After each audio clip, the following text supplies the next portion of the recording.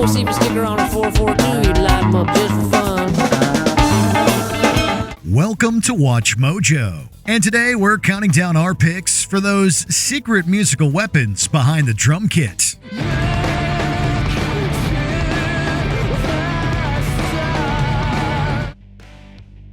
Number 20, Phil Collins, Genesis.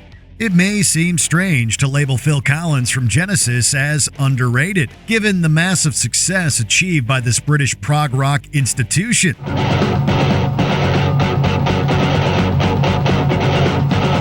That said, Collins' public profile largely shifted from drummer to lead vocalist after the departure of Peter Gabriel from the band's ranks. This shift also affected the musical trajectory of Genesis, as more streamlined arrangements made that window for progressive drumming feel smaller and smaller.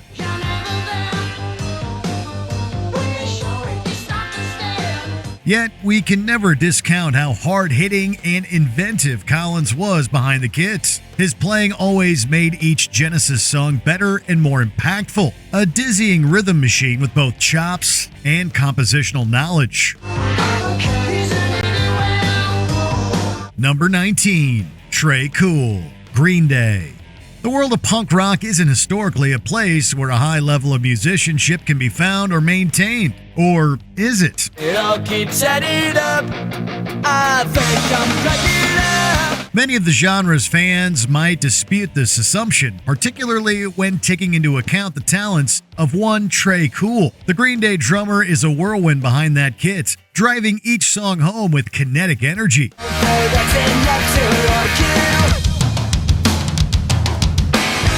Granted, the band's arrangements have largely slowed down over the years, incorporating more classic rock moves. Yet, Tre Cool remains consistently energetic as a timekeeper, ensuring that Green Day's punk rock roots remain intact, just as they explore more expansive creative pastures. The American dream is killing me. The American dream is killing me. Number 18, Tommy Aldridge, Whitesnake, Ozzy Osbourne, Black Oak, Arkansas. The life of a drummer can often be that of a journeyman, moving from project to project wherever one's services are needed.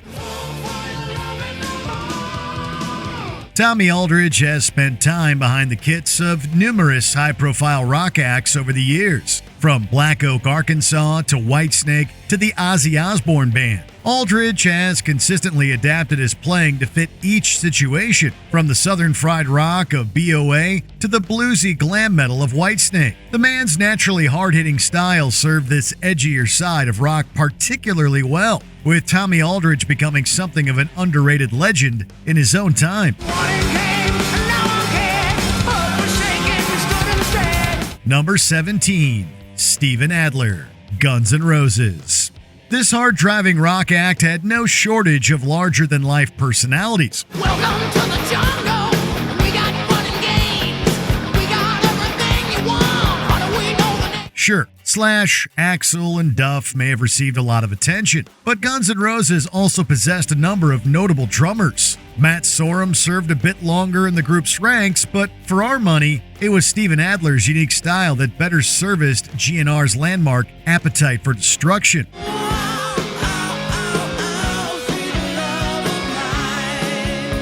Adler utilized a small, minimalist approach to his kit, but he managed to do so much with what he had. Nearly every song on Appetite features a cowbell, which is always welcome in our book. And Adler's innate sense of rhythm creates urgency and excitement with every beat.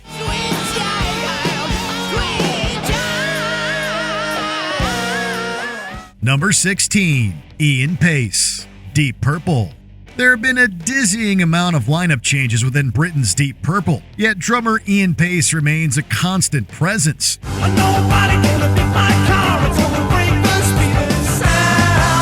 His aggressive, devil-may-care attitude to drumming assisted in making Purple a pioneering force for heavy metal. The group's early psychedelic sound became heavier and heavier over the years, and Paice's drumming followed suit.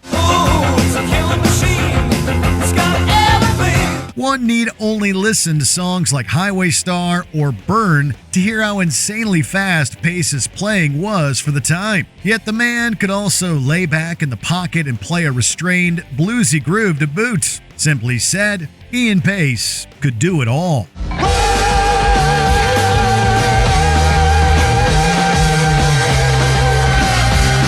Number 15, Bill Ward, Black Sabbath. There's little we can add to the legacy that is Black freaking Sabbath. Yet what we can do is offer some flowers to their secret weapon, Bill Ward.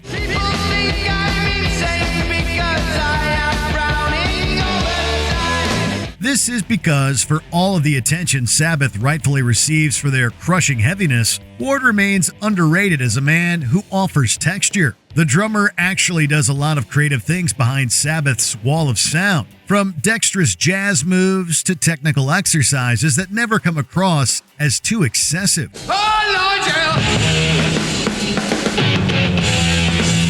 Bill Ward, for lack of a better phrase, services the song. He makes every Sabbath tune more exciting and enjoyable, creating layers of metal magic with his measured, intentional skill.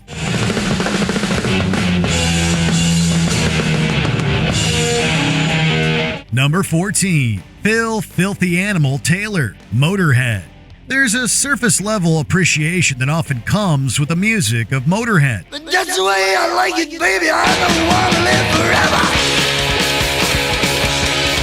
The music here is often aggressive. It's true, but the drumming of both Mickey D and Phil Filthy Animal Taylor could also hang back when required. This goes part and parcel with songwriter Lemmy's underrated ability to craft ballads just as easily as high-octane rockers.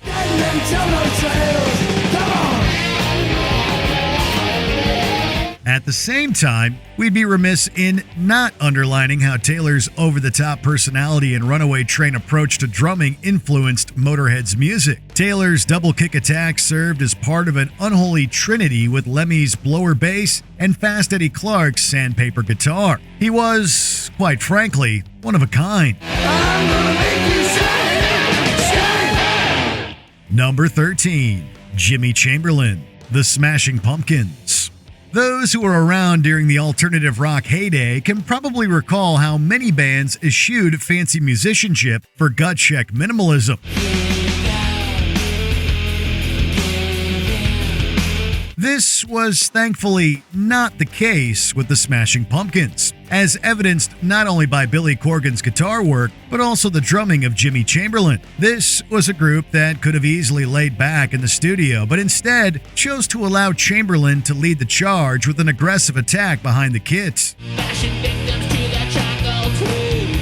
Just check out the propulsive groove behind Pumpkins tracks like Tonight Tonight or Zero for proof of how Jimmy Chamberlin was the band's secret weapon.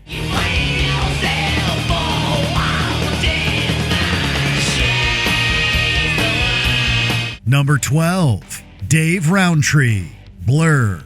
There's a wonderful clash of styles present within the Britpop music of Blur.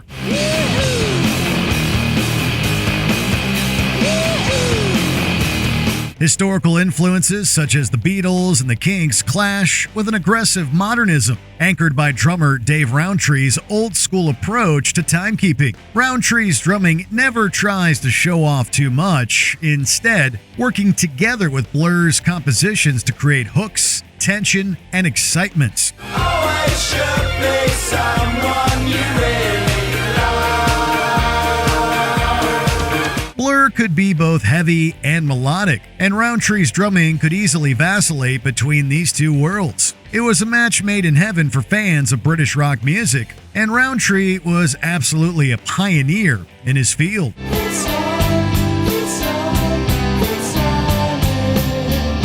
Number 11, Clive Burr, Iron Maiden.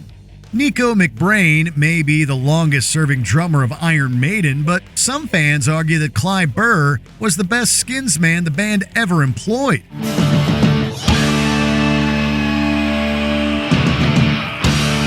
Burr's energy level was off the charts on Maiden's first 3 records, and his playing style brought with it a loose unpredictability. The new wave of British heavy metal was strong with this one, as Clive Burr played fast and heavy during a period when Maiden was still finding its creative voice. His fills propelled songs like The Prisoner to new heights, and he even co-wrote a tune on the Number of the Beast titled Gangland. Iron Maiden are considered heavy metal icons for a reason, and Clive Burr absolutely helped them earn these stripes during their early years.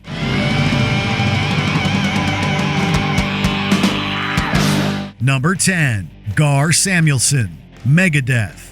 The world of thrash metal isn't exactly a place where one might expect to find a jazz fusion influence. Yet, here we are with Megadeth's Gar Samuelson. What do you mean I ain't kind? Just not your kind. This insanely talented drummer may have only played on the band's first 2 records, but his legacy as a generational talent remains secure. Samuelson brought with him a technical ability that allowed Megadeth to come across as true riff surgeons.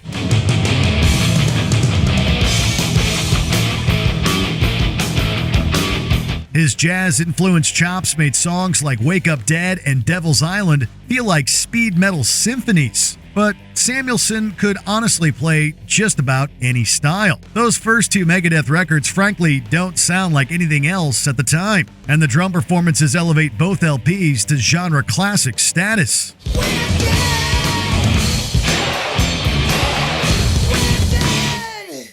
Number 9. Larry Mullen Jr., U2.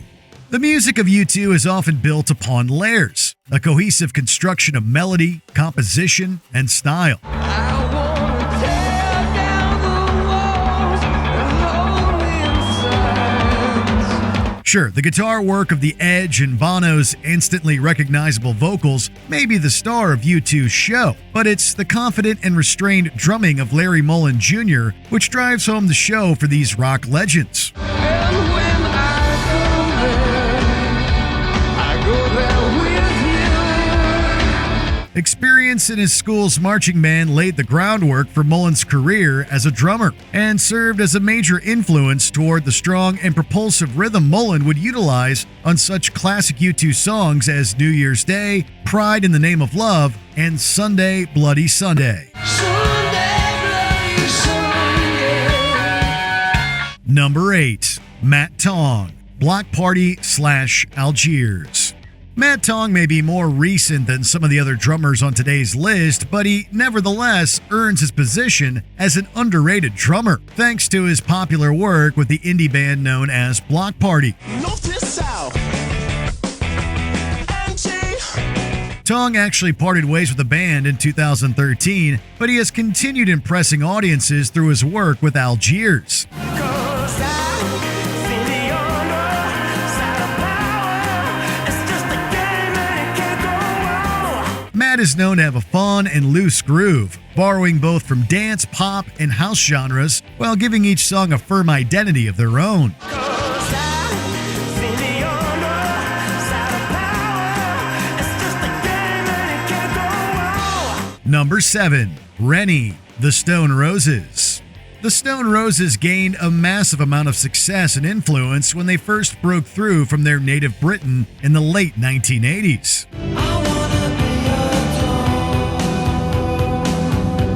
The band's combination of classic rock heritage and interesting indie influences spoke to both fans and musicians alike, the latter of which paid particular attention to the smart kit work of Stone Roses' singularly named drummer, Reni. I hit my needle, held the groove, and spiraled through another day.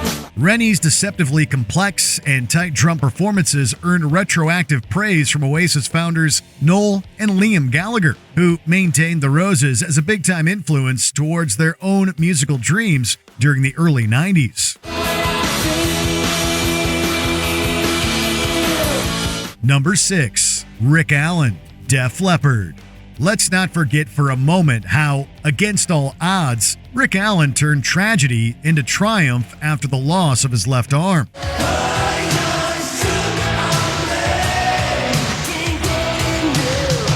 However, we can also appreciate just how great Allen has always been as a drummer, particularly during Def Leppard's early years. The band's commercially viable heavy metal retained credibility via Allen's muscular approach to the drums.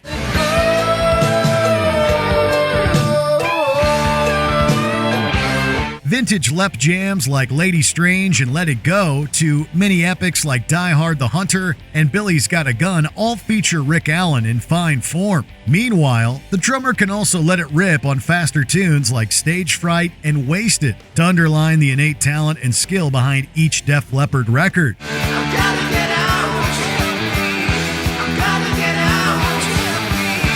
Number 5. Dominic Howard, Muse.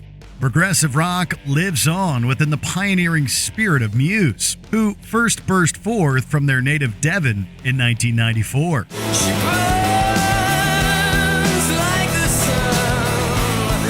Much of this musical influence can be felt within the powerful drum performances of the band's man behind the kit, Dominic Howard. The Skins man's dedication to the driving rhythms of prog's past, combined with his embracing of modern technology and ideas, makes Howard an influential musician in his own right. I'm sure you could fall asleep on the job. Whether it's his unique take on spaghetti western soundtrack tunes in Knights of Sidonia or sheer chaos of Stockholm Syndrome, Dominic Howard's place amongst rock's most underrated drummers is solidly secure.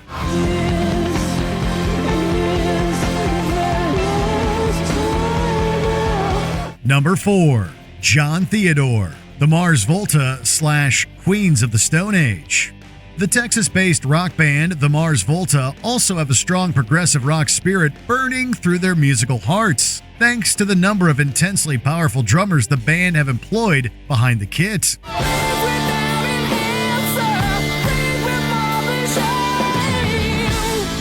John Theodore performed on the band's breakthrough albums Francis the Mute and Deloused in the Crematorium, while Thomas Pridgeon saddled up with the band in 2006 prior to their Bedlam and Goliath album.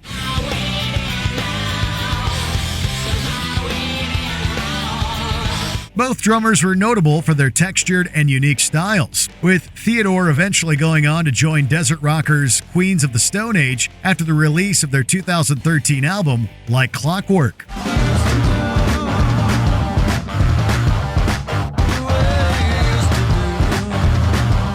Number 3. Topper Headon, The Clash. The Clash may be one of the most iconic punk rock bands of all time, but they're also one of the most musically talented, thanks in part to the performances of one Topper Headon behind the drum kit. Headon and his Clash crew bucked the punk rock trend of musical minimalism by employing influences as diverse as dub and reggae into their band's pissed and political sound. Aggressive anthems like White Riot and I Fought the Law are just a few of the interesting hits for those seeking out more of the band's work. Yet it's Headon's strength and versatility as a drummer which makes him one of the most impressive aspects of the Clash as a unit.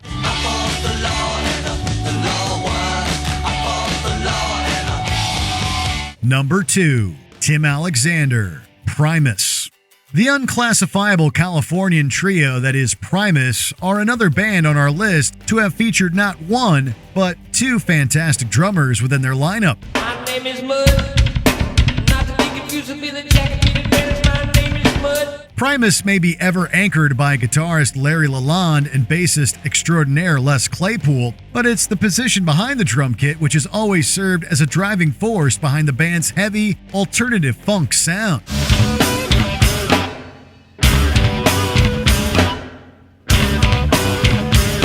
Both Tim Alexander and Brian Brain Mantia have kept time in Primus, with Alexander returning to the band for Primus's 2014 album, Primus and the Chocolate Factory, with the Fungi Ensemble. Alexander's dizzying, polyrhythmic style takes the cake for our list, as evidenced by such groovy Primus jams as Mr. Crinkle and Jerry Was a Race Car Driver. Go!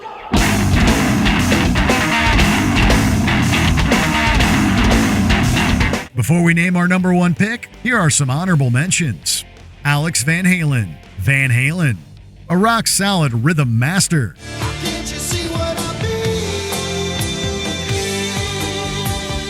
Matt Helders, Arctic Monkeys, indie rock timekeeper. Lent against gallery walls. John Dolmayan, System of a Down.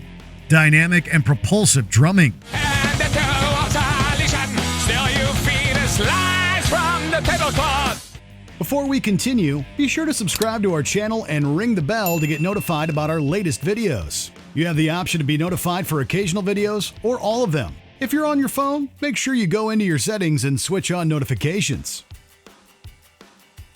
Number 1. Terry Bozzio, Frank Zappa / Missing Persons. If it's true that a band is only as good as their drummer, then that band has probably employed Terry Bozzio. I guess it doesn't matter anyway. This underrated drummer cut his teeth and built a reputation performing with Frank Zappa throughout the 1970s, before forming the successful new wave band Missing Persons alongside ex-wife Dale Bozzio in 1980.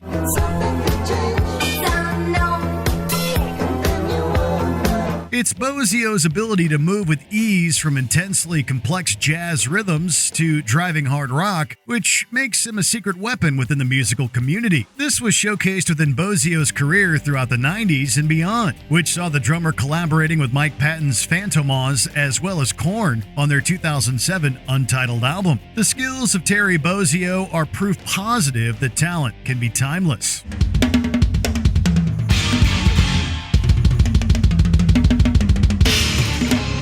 Does the drummer make the band? Who are some of your all-time favorites? Let us know in the comments.